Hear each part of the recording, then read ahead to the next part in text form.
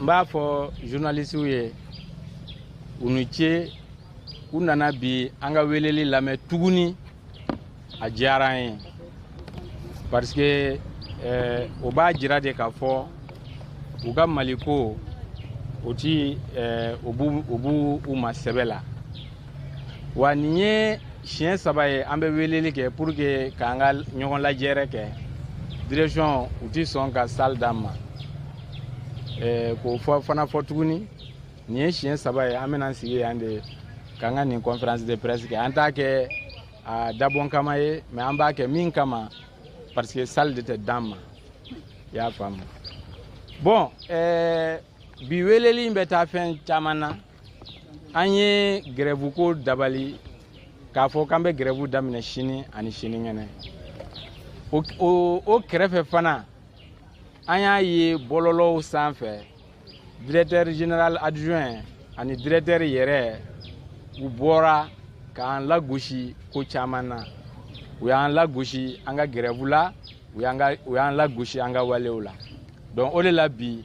an nana an fana bɛna an ka réponse d'u ma réponse fɔlɔ o ye jumɛn ye aw b'a dɔn an ka laɲini fɔlɔ mun y'an ka grève ye o ye Fuseni Kulibali n'a y'an ka secrétaire général ye yan 2021 avril kalo la u y'a bɔ yan k'a bila gouvernorat ka bolo kan donc u y'a bila gouvernorat ka bolo kan a ma fɔ kun min na u y'a bila yen donc an y'a fɔ o bɛ loi 98/012 a b'an bolo yan i y'a faamu a article 7 a b'a fɔ i tɛ se ka mɔgɔ bɔ a ka baarakɛyɔrɔ la k'a bila ka taa yɔrɔ wɛrɛ k'a sɔrɔ i m'a dalilu fɔ a ye f'i ka wele fɔlɔ de i k'a fɔ a ye kun min na i b'a bɔ yen Fuseni an y'a ye cogo min na courrier la ko Fuseni bɔra yan ka taa bila gouvernorat la ka bolo kan ale fana y'a mɛn o cogo de la donc o b'o article 7 a b'o violer article 8 ni 9 bɛɛ bɛ kuma hali n'i b'a bila ka taa hali n'i y'a fɔ a ye a bɛ taa yɔrɔ min na f'i ka a lajɛ k'a fɔ n'a sɔrɔ a bɛ bɔ yɔrɔ min na a ka nafa minnu bɛ yen a n'a bɛ taa yɔrɔ min na o nafa kelen a bɛ sɔrɔ o yɔrɔ la donc u y'o kɛ parce que an kun bɛ grève de la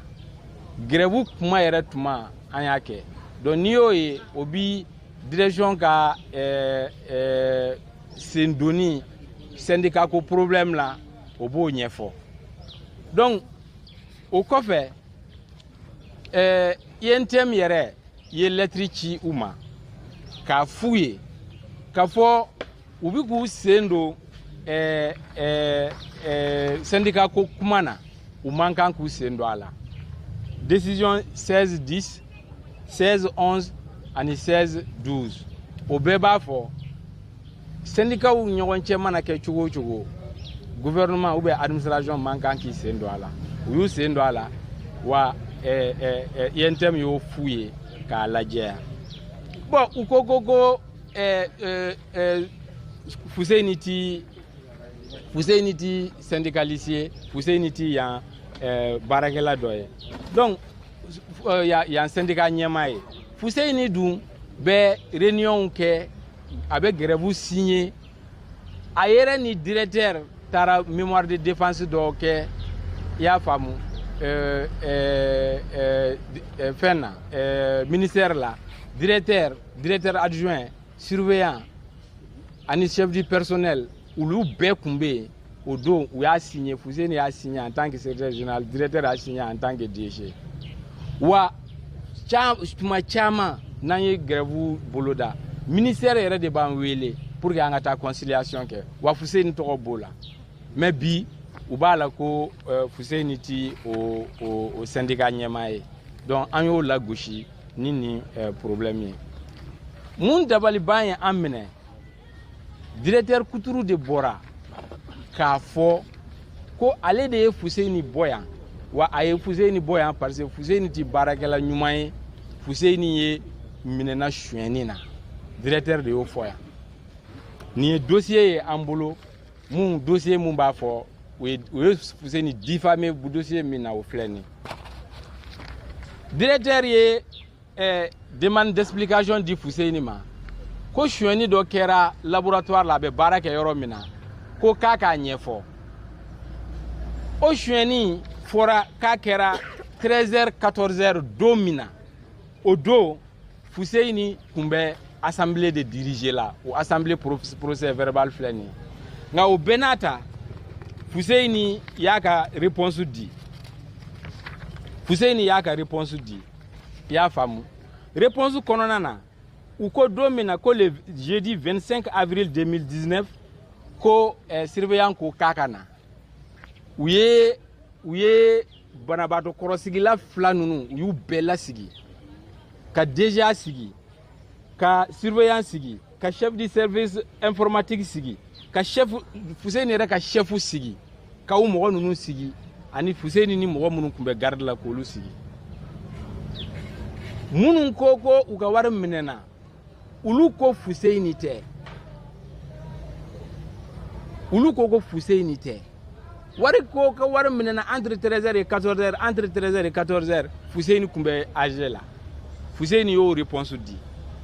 o réponse la u bɛ mun sɔrɔ ka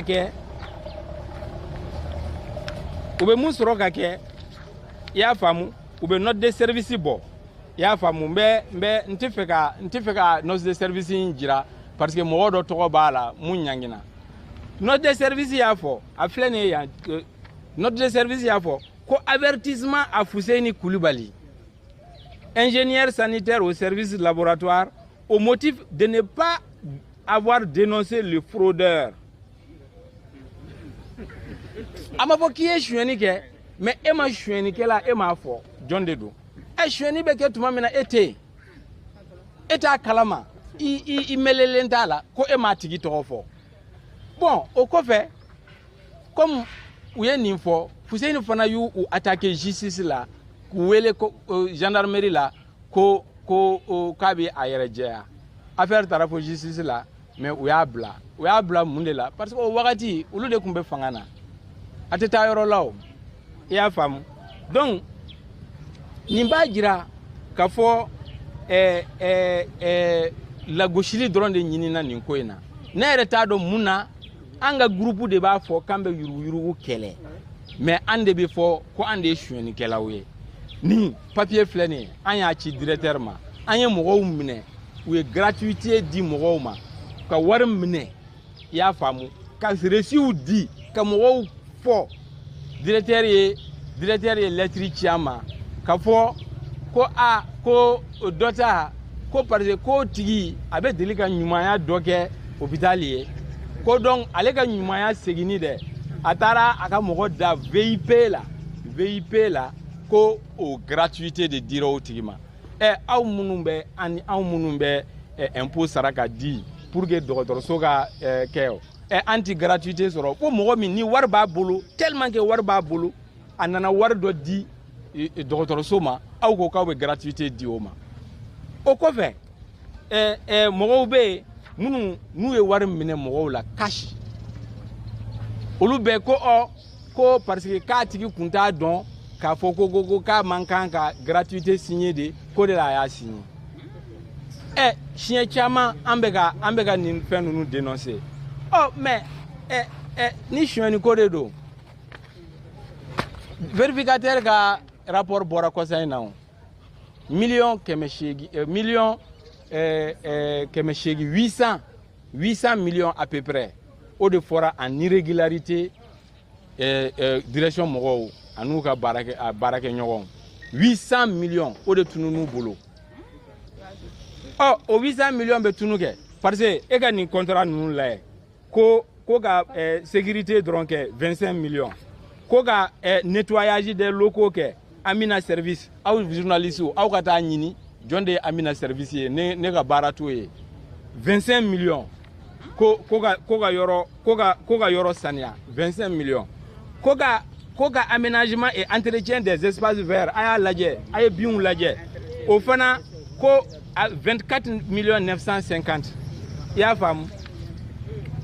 évacuation des ordures ko ka évacuation des ordures dɔrɔn kɛ a bɛ ɲini ka 12 millions de francs CFA bɔ i tɛ t'o ko ɲɛɲini o vérification yɛrɛ vérificateur yɛrɛ an b'a fɔ vérificateur yɛrɛ ka baara ma dafa parce que surfacturation dɔw bɛ yen an m'olu ye vérificateur ka papier la o ye jumɛn ye o ye groupe électrogène mun n'a fɔra ko k'a kura san u nana n'a kɔrɔlen de ye i y'a faamu o ye mun ye Jakarta mun n'u ko k'u y'a san a bɛ 100 ani 40 sanfɛ Jakarta kelen u y'a san yan i y'a faamu aw ko anw de ye zonw ye k'a sɔrɔ aw bɛ suyɛnni de la yan mais o ti bali an na o parce que directeur hali bi aw b'a ye